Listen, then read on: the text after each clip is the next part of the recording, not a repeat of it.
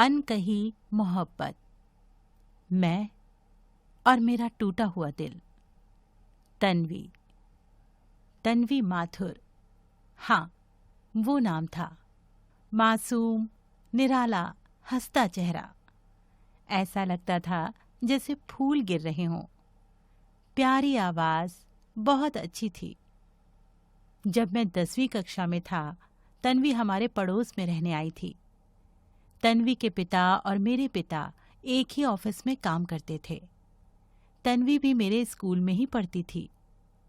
ये दिलचस्प था कि वो भी मेरी क्लास में ही थी और उसी सेक्शन में थी।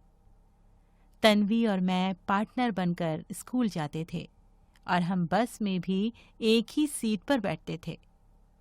धीरे धीरे हम अच्छे दोस्त बन गए। लेकिन वो कहते हैं ना कि एक लड़का और एक लड़की कभी अच्छे दोस्त नहीं हो सकते। कहीं ना कहीं ये सच होता जा रहा था। मैं तन्वी की ओर आकर्षित होने लगा। इसमें कहीं भी गंदगी नहीं थी। एक स्वच्छ और शुद्ध आकर्षण था। मुझे तन्वी के साथ रहना पसंद था। उसके साथ पढ़ना, उसकी हर बात पर हंसना।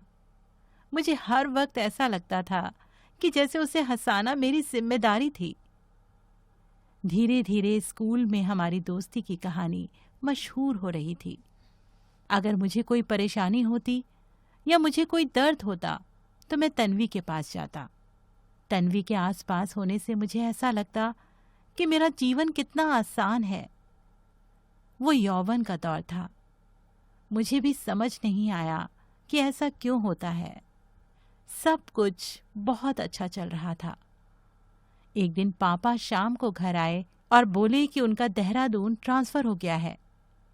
मैं खुश था क्योंकि मुझे नई नई जगहों पर जाना और नए लोगों से मिलना पसंद था।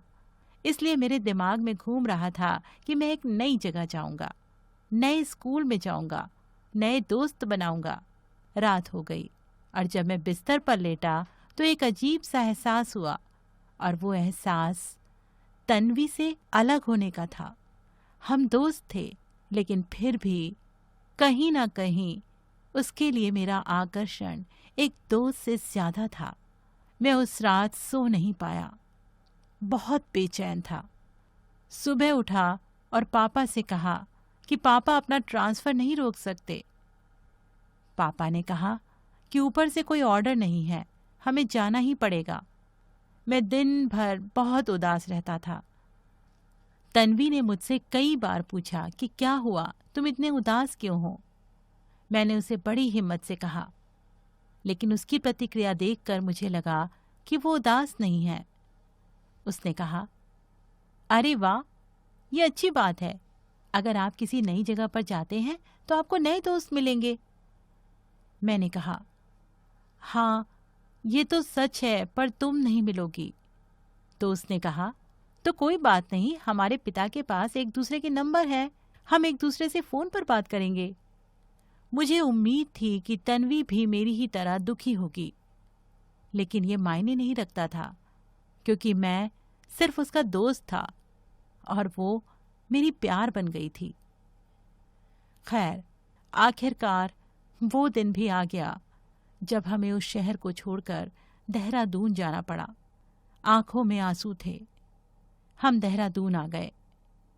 नया स्कूल मिल गया, नए दोस्त मिल गए। धीरे धीरे उस माहौल में मैंने खुद को ढाल लिया। तन्वी और मैं कभी कभी फोन पर बात करते थे। धीरे धीरे सब अपने अपने जीवन में व्यस्त हो गए।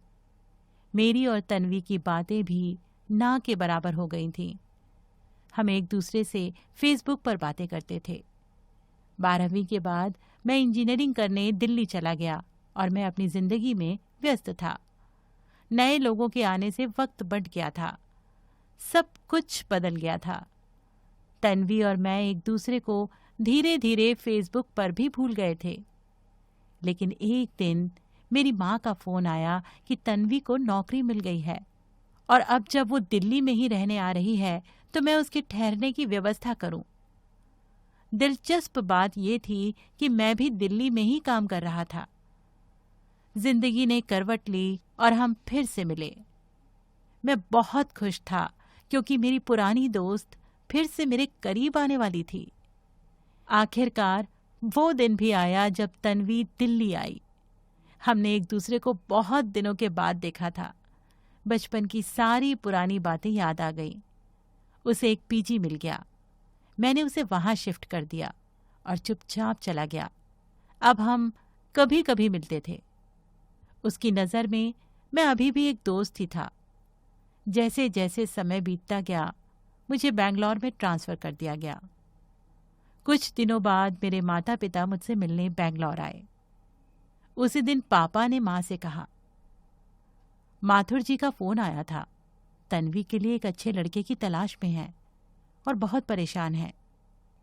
माँ बोली, हाँ, तन्वी अच्छी लड़की है, कोई अच्छा लड़का ढूंढते हैं। मैं चुपचाप सुन रहा था। सच तो ये था कि ये सुनकर मेरे शरीर में आग लग गई थी, क्योंकि मैं तन्वी से शादी करना चाहता था। मैं इस बात के बारे में कई बार सोचता था कि शादी के बाद तन्वी और मैं अकेले बैठेंगे और याद करेंगे कि हम बचपन में कैसे थे। हम अपने बचपन की तस्वीरें देखेंगे और अपने बच्चों को दिखाएंगे।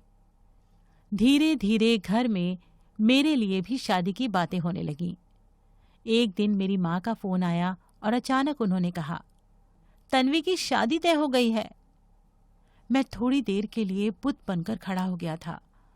मुझे समझ नहीं आया कि क्या हुआ। दूसरी तरफ से माँ बोल रही थी, लेकिन मुझे कुछ सुनाई नहीं दे रहा था। मैं बार बार सोच रहा था कि आखिर मैं तन्वी से बात करता तो शायद वो आज मेरी होती।